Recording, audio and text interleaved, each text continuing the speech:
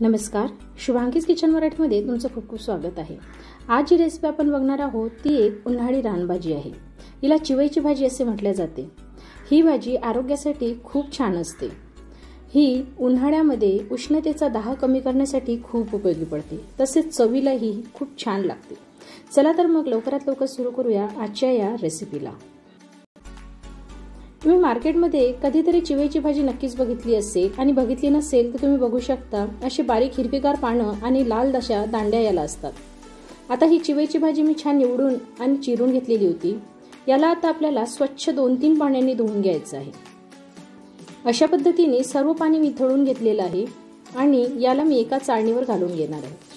सर्व भाजी मी अशा पद्धतीने छान स्वच्छ धुवून घेतलेली आहे। आता मी इथे 1 वाटी तूर डाळ घेतलेली आहे। ही तूर डाळ आपल्याला मिक्सरमध्ये बारीक वाटून घ्यायची आहे। तुम्ही बघू शकता मी अशी फाईन पावडर याची बनवून घेतलेली आहे। आता आपल्याला ही चिवईची भाजी एका परातीमध्ये काढून घ्यायची आहे। या भाजीमध्ये आपल्याला काही मसाले घालून घ्यायचे। सर्वप्रथम मी थोडी हळद घालून घेते। यानंतर 1 चमचा लाल तिखट मी इथे घातलेला आहे। थोडं मीठ आपण इथे घालणार आहोत। आता सर्व मसाले भाजीला छान चोळून घ्यायचे। अशा पद्धतीने सर्व मसाले चोळून झालेले आहे। आता आपल्याला यामध्ये तूर डाळीचं बारीक दळलेलं जे पीठ आपण केलेलं होतं ते यामध्ये घालून घ्यायचं आहे आणि या भाजीला छान आपल्याला दाबून दाबून चुरून घ्यायचं आहे। अशा पद्धतीने पीठ चुरल्यामुळे भाजी आणि पीठ याचं मिश्रण छान एकजीव होतं आणि याचे गोळे बांधायला सोपे जातात। आपल्याला आता हे छान चुरून झाल्यानंतर यामध्ये राहिलेलं पीठ सुद्धा घालून घ्यायचं आहे, कारण परत यामध्ये मॉइश्चर भरपूर दिसत आहे, त्यामुळे मी परत यामध्ये पीठ घालून याला छान चोळून घेतलेलं आहे।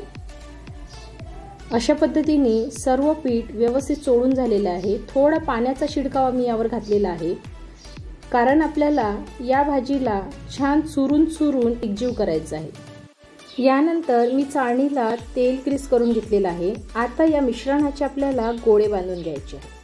तुम्ही बघू शकता अशा पद्धतीने दाबून दाबून आपल्याला गोळे बांधायचे आहे। आपण पीठ आणि भाजी छान चुरून घेतलेली होती, त्यामुळे इझिली याचे गोळे बांधले जात आहेत। अशा पद्धतीने सर्व मिश्रणाचे मी गोळे बनवून घेणार आहे।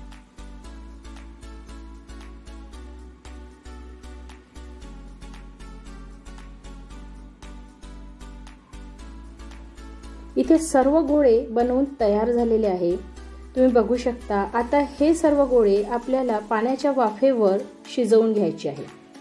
अशा पद्धतीने चिवईची भाजी केल्यामुळे भाजी खूप रुचकर बनते। इथे पाणी आपलं उकळलेलं आहे, यावर मी चाळणीवर गोळे ठेवून दिलेले आहे आणि झाकण ठेवून 15 ते 20 मिनिट आपण छान मीडियम फ्लेमवर याला वाफवून घेणार आहोत। आता आपण ओपन करून बघूया। आपल्याला 15 ते 20 मिनिट झालेले आहे। तुम्ही बघू शकता कलर चेंज झालेला आहे आणि गोळे छान वाफवून तयार झालेले आहेत। आता आपण याला साईडला थंड करायला ठेवून देऊया।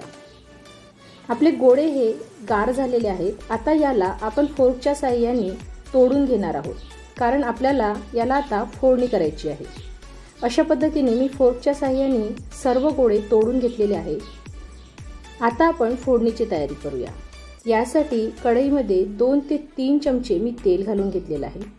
या भाजीला तेल थोडं जास्त लागतं। यानंतर यामध्ये थोडी मोहरी घालायची, थोडं जिरे घालायचं आणि सोबतच कांदा घालायचा।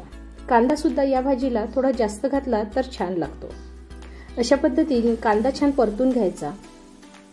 यानंतर आपण यामध्ये लसूण आल्याची पेस्ट घालणार आहोत आणि याला सुद्धा सुगंध येईपर्यंत तेलामध्ये परतून घेणार आहोत। तुम्ही बघू शकता कांदा आणि लसूण आल्याची पेस्ट सुद्धा शिजलेली आहे। यानंतर थोडं धनेपूड आपण यामध्ये घालणार आहोत। थोडा सब्जी मसाला किंवा कांदा लसूण मसाला घातला तरीही चालेल आणि याला सुद्धा सुगंध येईपर्यंत परतून घेतलेला आहे। आता आपण आपले गोळे जे फोडून घेतलेले होते ते सारण आपण यामध्ये घालून घेणार आहोत आणि याला सुद्धा छान व्यवस्थित सर्व मसाल्यांसोबत परतून घेणार आहोत।